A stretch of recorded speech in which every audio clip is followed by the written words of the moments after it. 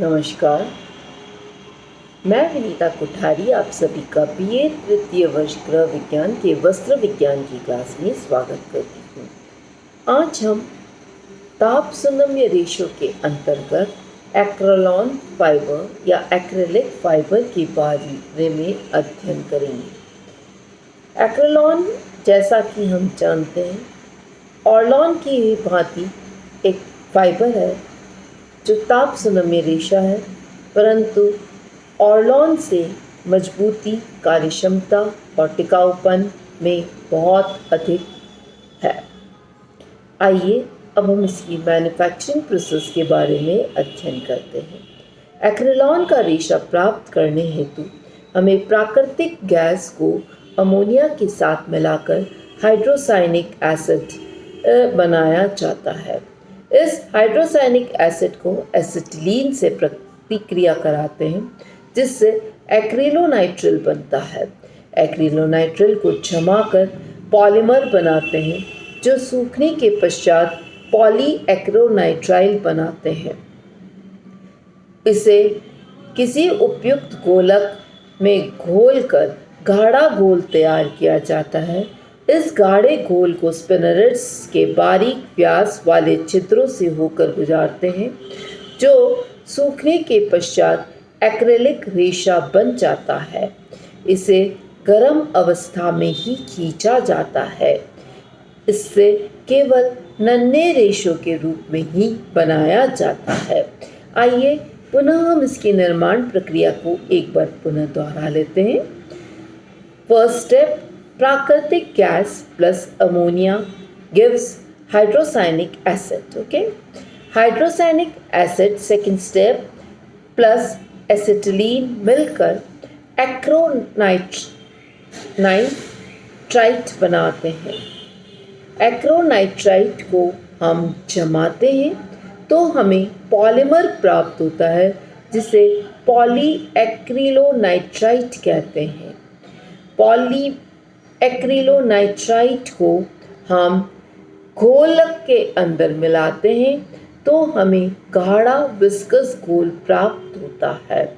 इस गाढ़े घोल को फिफ्थ स्टेप के अंतर्गत स्पिनरेट्स के छिद्रों से आवश्यक व्यास के अनुसार गुजारा जाता है तो हमें एक्रेलिक रेशा प्राप्त होता है।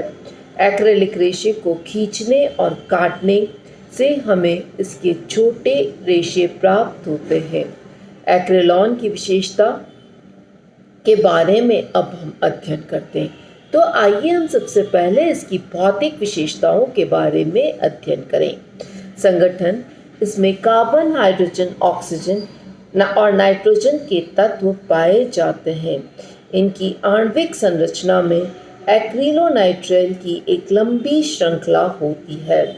सूक्ष्म रचना, इसके रेशे ऑर्लॉन के रेशे के समान ही चमकदार और अंदर हड्डी के समान और खोखले दिखाई देते हैं। मजबूती सामान्यतः साधारण होती है। यह ऑर्लॉन से तो अधिक मजबूत परंतु कृत्रिम रेशों से कम होती है। प्रत्यास्थता बहुत अधिक पाई जाती है। हीट कंडक्टिविटी या ताप संवाहकता का गुण, यह ताप का कुचालक होता है, इसलिए ऊन से भी अधिक गर्माहट प्रदान करता है। इसमें सर्दी के मौसम हेतु गर्म वस्त्र जैसे sweater, cardigan, suit, slacks, pullovers आदि बनाए जाते हैं। एक्रेलॉन के कंबल काफ़ी गर्म होते हैं। यह ऊन से देखने में भारी परंतु वजन में हल्के और गर्म होते हैं। चमक, रेशे चमकदार, कोमल एवं लचीले होते हैं। ताप का प्रभाव, हीट सेट होने के कारण इसके रेशों में ताप सहने की असाधारण क्षमता होती है। ताप का प्रभाव अब के बाद इसमें कीड़े और फफूंदी और सूक्ष्म जीवों के प्रभाव, यह अप्रभावित होता है इन तीनों से, इसलिए इसकी देखभाल और रखरखाव काफ़ी आसान होता है।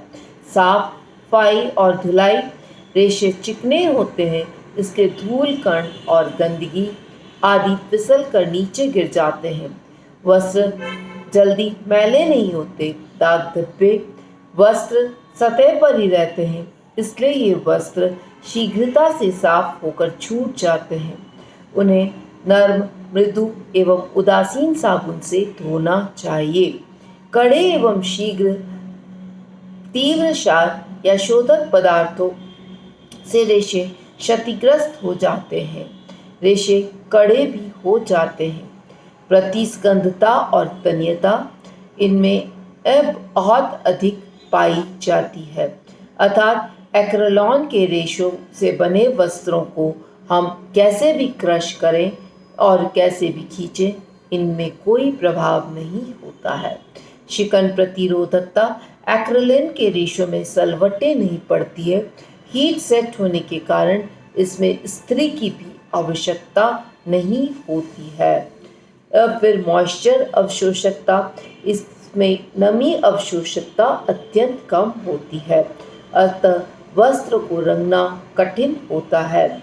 इसकी रंगाई बनाते समय ही कच्ची सामग्री अर्थात गोलक अवस्था के अंदर ही इसमें रंगों को मिला दिया जाता है और इस प्रकार जो हमें रेशा कलर का चाहिए वह हमें ओरिजिनल एक्रेलिक के कलर के रेशे में ही मिलता है।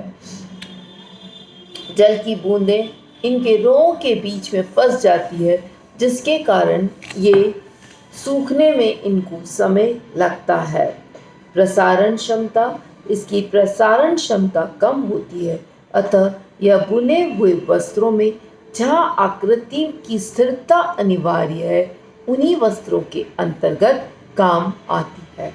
अर्थात यह हर बॉडी के ऊपर इसके क्लोथ्स जो हैं वो फिट नहीं होते हैं।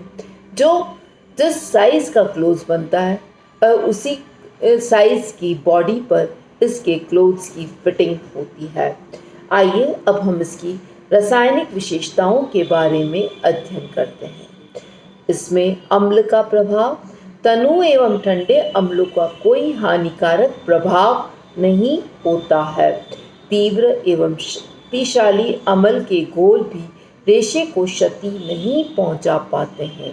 क्षार का प्रभाव, तीव्र एवं शक्तिशाली और गर्म क्षार के रेशे को नष्ट कर देते हैं।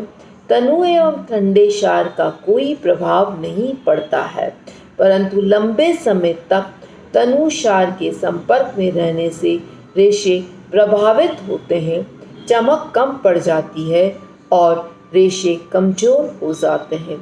पसीने से ये अप्रभावित रहते हैं और विरंजक का प्रभाव, तीव्र और शक्तिशाली विरंजक रेशे की क्षति पहुंचाते हैं, अतः सफ़ेदी लाने के लिए इसमें सॉफ्ट या मृदु और नरम विरंजक का उपयोग किया जाता है।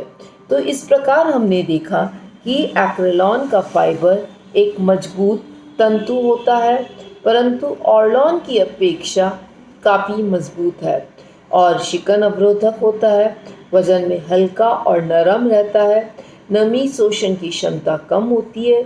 तन्यता और प्रतिस्कंदता अधिक होती है, जिससे इसमें सलवटें नहीं पड़ती है और सभी प्रकार के अम्ल, धूप, कीड़े, फफूंद आदि से यह अप्रभावित होता है। तो धन्यवाद।